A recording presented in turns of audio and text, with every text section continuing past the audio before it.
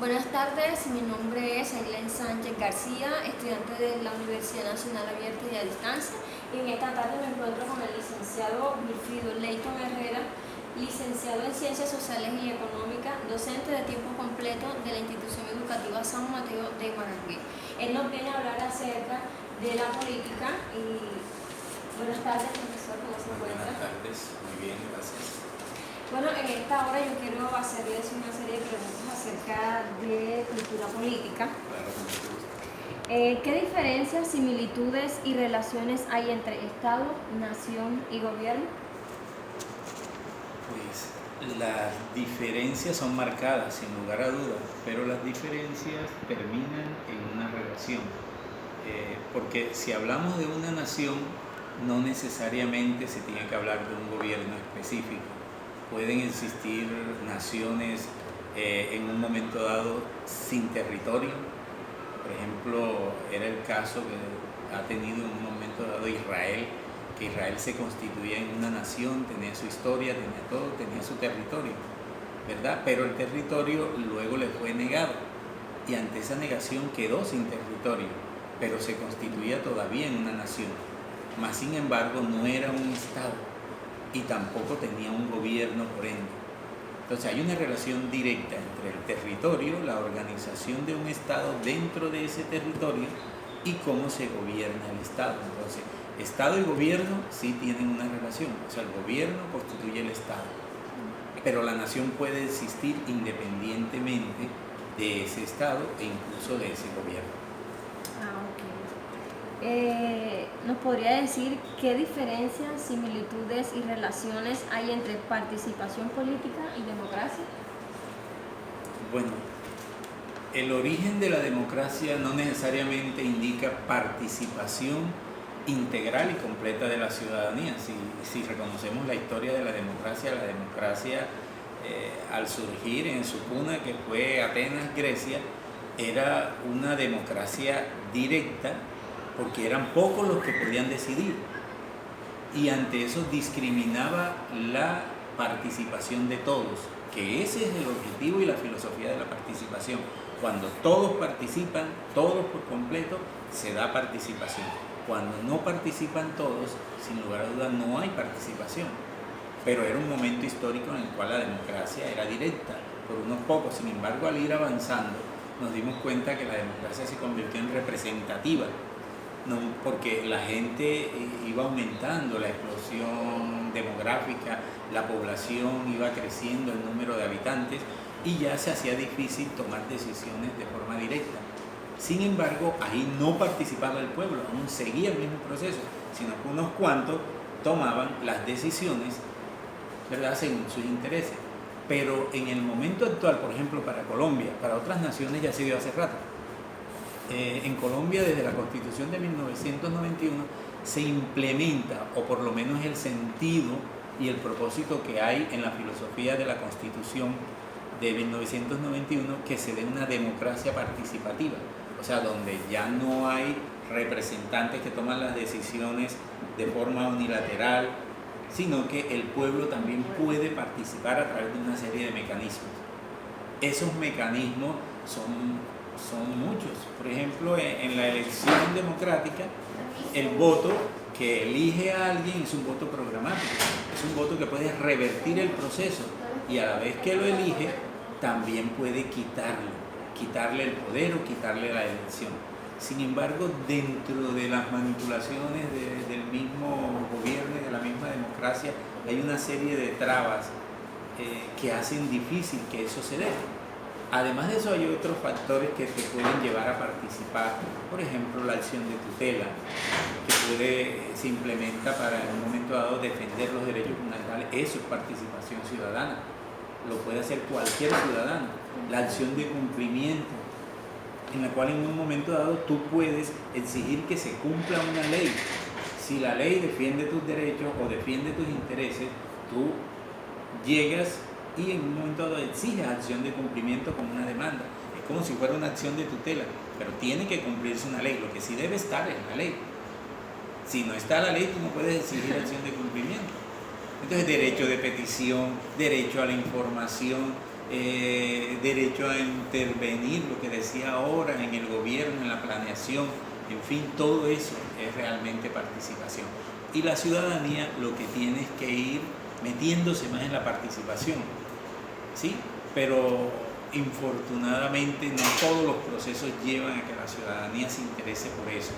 La ciudadanía está necesitada en un momento dado, a veces no comprende lo que es el gobierno, cree que en una elección política el político es el candidato, lo ayuda, cuando el candidato tiene una responsabilidad, ¿verdad? Tiene una responsabilidad y el ciudadano tiene que exigirse. Y si lo elige tiene mayor fuerza esa exigencia de parte de la ciudadanía.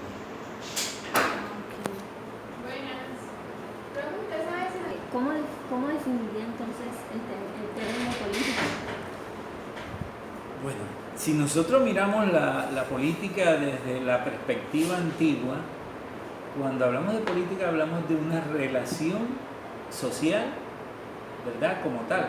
En sus orígenes se trataba de una relación social en la ciudad de Estado ateniense. Aristóteles lo plantea así. Era como una selva la ciudad y el ser humano era un animal que habitaba esa ciudad, por eso hablaba del son politikon.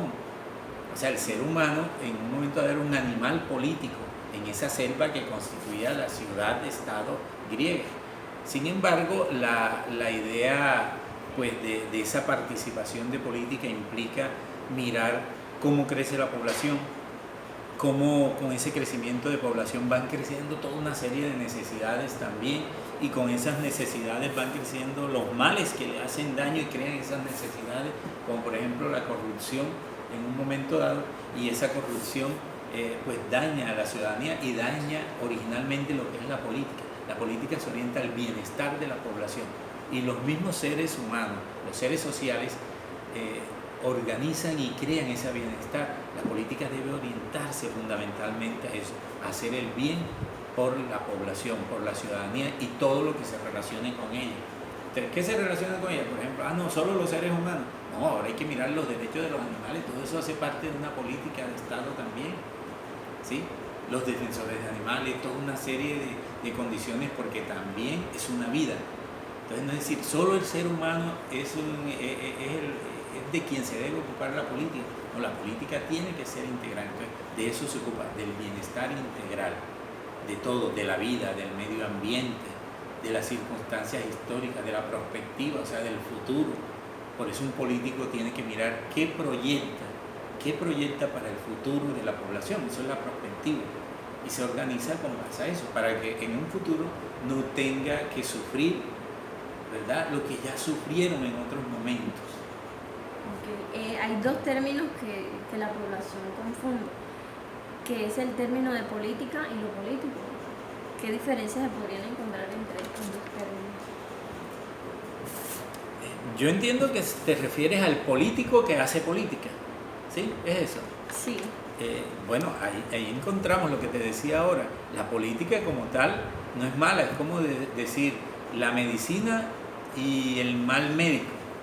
Entonces, por el mal médico, el que coge y deja unas tijeras dentro, o el que no da una buena receta o no da un buen diagnóstico para salvar al paciente, no significa que la medicina sea mala.